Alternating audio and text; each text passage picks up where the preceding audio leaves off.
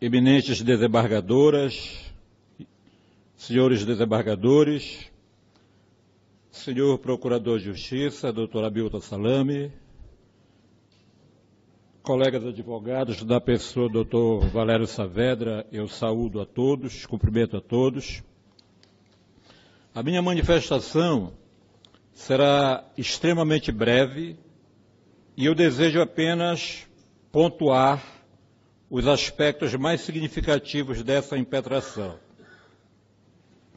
Existe um axioma incontestável na vida da advocacia criminal de que o advogado não se automatiza nunca, porque a nossa matéria-prima são os dramas da vida, que não se repetem, porque cada um tem uma peculiaridade, cada um tem uma sutileza que o distingue dos demais. Esses dramas da vida, eles alcançam as pessoas independentemente das classes sociais, independentemente da cor, da profissão, da religião, etc. Todos nós, portanto, estamos sujeitos a sermos alcançados pelos tentáculos da tragédia e da dor. Eu faço essa brevíssima digressão para poder submeter ao conhecimento e deliberação da Corte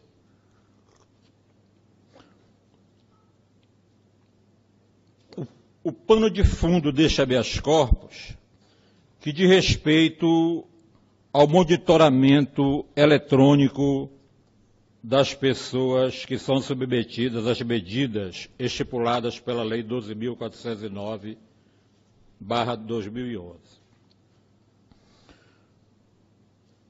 O escritório do advogado, ele é uma espécie de repositório natural, onde desembocam as dores, os dissabores, os lamentos, as lamúrias, as reclamações das pessoas que se veem envolvidas nos processos.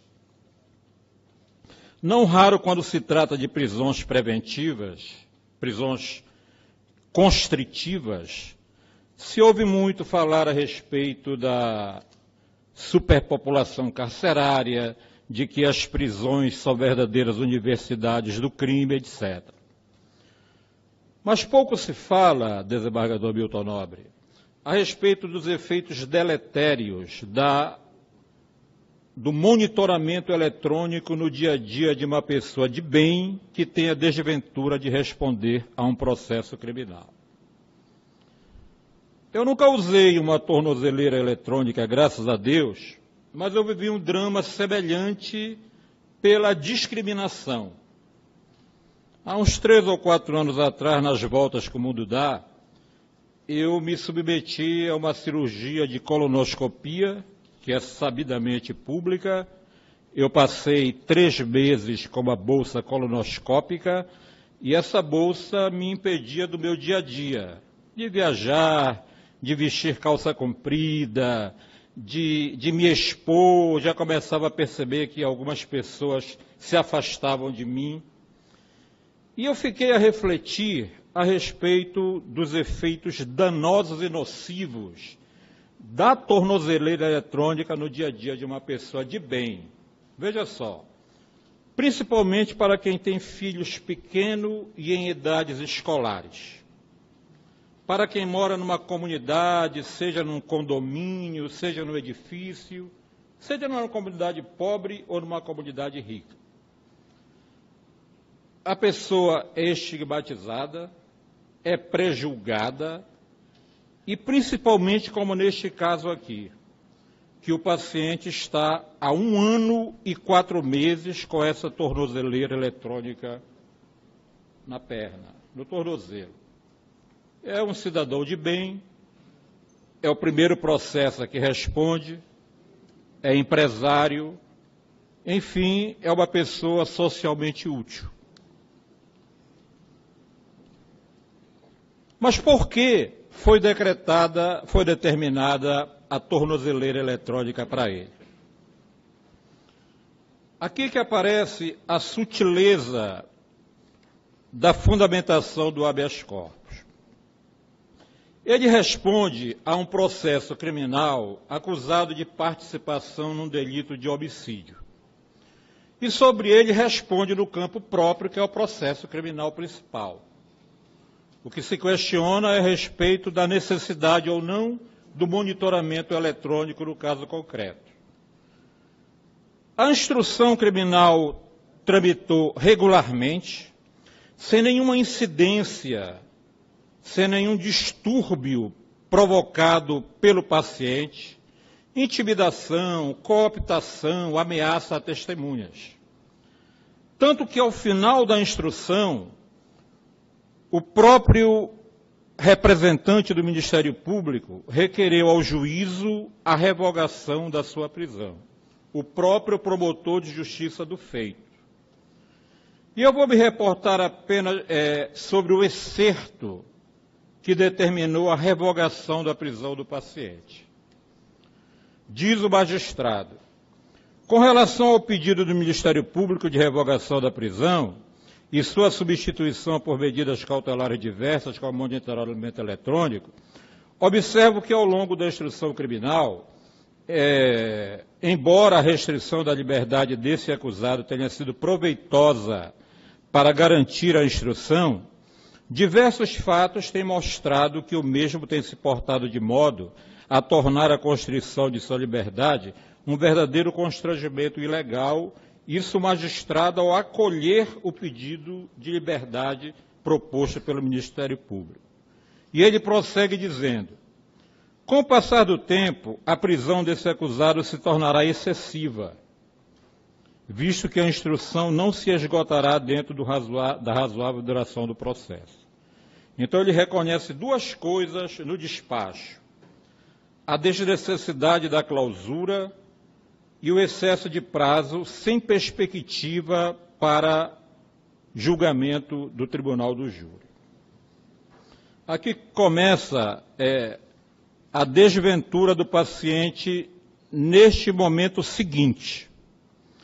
O juiz não visualiza motivo para manter ele preso, porque não vê a presença de nenhum dos 3 vetores do artigo 312 e manda soltá-lo, mas lhe impõe 5 medidas alternativas, dentre as quais a tornozeleira eletrônica, sem nenhuma fundamentação concreta, pinçada dos autos, se limitando a dizer: fica autorizado a se deslocar somente dentro dos limites de Belém, onde mora, e se deslocar à comarca de Paragominas apenas para os atos processuais. Quer dizer, ele pode circular, até ele chegar em Paragominas, ele passa pelo menos umas 3 ou 4 cidades, mais ou menos isso. E mais 4 medidas cautelares que são estipuladas pela Lei 12.409.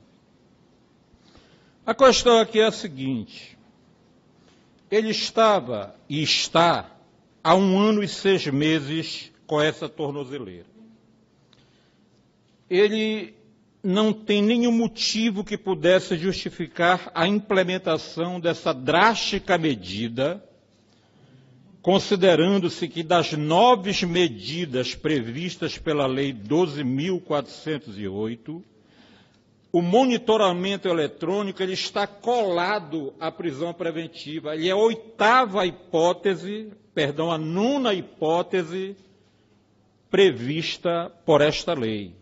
E a prisão preventiva a 10ª na condição de última ratio, quer dizer, quando nenhuma das 9 medidas se tornarem adequadas e suficientes para proteger o processo.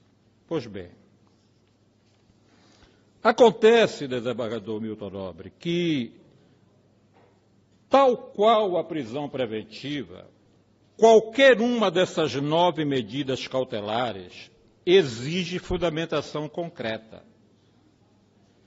E aqui é que está o detalhe: este tribunal, inclusive, tem sido extremamente rigoroso no analisar cada caso, sobretudo naquelas hipóteses em que essas medidas são aplicadas de uma forma indiscriminada. Revogo a prisão preventiva e aplico a medida cautelar, por exemplo, do monitoramento eletrônico.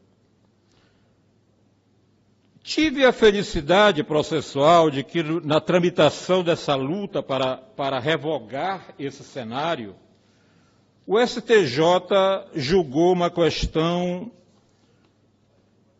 de similitude igual ou até mais grave, porque mais abrangente, quando analisou a situação no recurso de habeas corpus número 80.631, julgado este ano, em abril de 2017. A ementa deste acórdão diz o seguinte: para a aplicação das medidas cautelares diversas à prisão, que são uma das 9, exige-se fundamentação específica que demonstre a necessidade e a adequação da referida medida em relação ao caso concreto.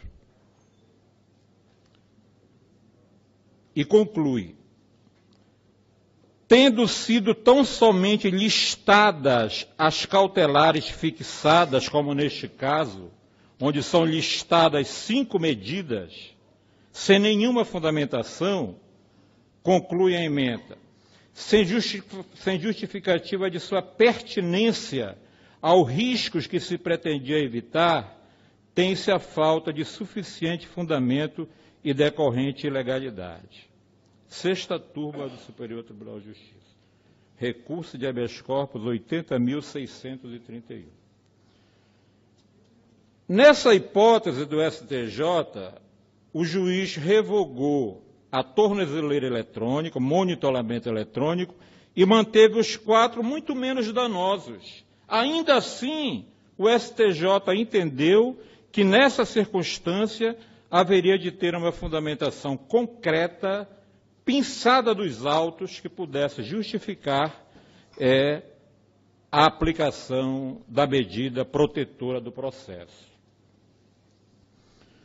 Poderia-se dizer, e isso está, inclusive, referido nas informações compulsórias deste habeas corpus, de uma denúncia anônima de que o paciente teria rompido a tornozeleira eletrônica num determinado domingo e ter ido ou se deslocado até Salinópolis, alguma coisa assim.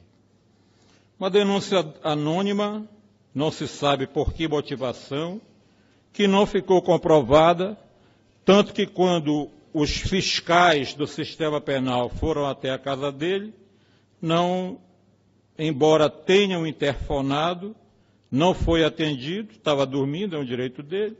Quando voltaram à noite, ele estava em casa, juntou inclusive imagens do porteiro do edifício indo até o apartamento dele, enfim. E até porque, mesmo que hipoteticamente ele tivesse rompido essa tornozeleira, não foi para praticar crimes, não foi para violar o processo, poderia até ser uma infração de cunho administrativo. O certo mesmo é que a aplicação da tornozeleira eletrônica não se faz necessária no atual momento e, por isso, o impetrante está a pleitear a revogação, a desconstituição dessa medida que aplicou a tornozeleira eletrônica, a míngua, a falta de fundamentação concreta é o pleito.